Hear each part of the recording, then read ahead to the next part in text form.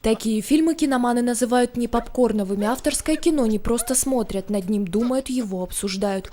Увидеть такие картины ярославцы могут лишь несколько раз в месяц. Однако даже с такой периодичностью большие залы кинотеатров остаются полупустыми.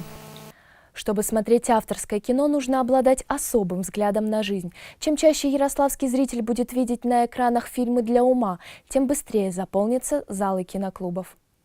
Вот и организаторы киноклуба «16/9» почти год пытались привить любовь к интеллектуальному кино.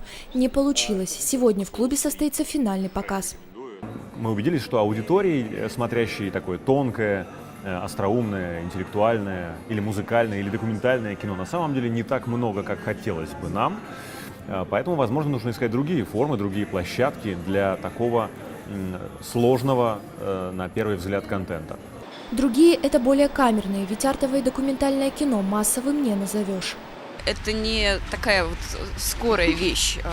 За этот спрос внутренний, тем более, что это сложно, такой спрос на сложный продукт, его нужно формировать, и для этого нужно больше времени.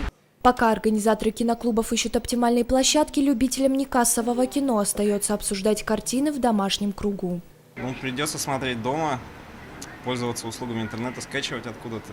То есть зачастую это просто в оригинале фильмы смотреть, потому что даже некоторые фильмы, так сказать, у нас их не переводят, просто это с субтитрами в оригинале смотреть фильмы. Вот. Ждать, возможно, что-нибудь еще появится интересно. В любом случае, авторские и документальные фильмы находят своего зрителя, и может быть даже лучше, когда это происходит не в больших залах кинотеатров, а в уютных домашних креслах. Анастасия Варакина, Владимир Чернов. День в событиях.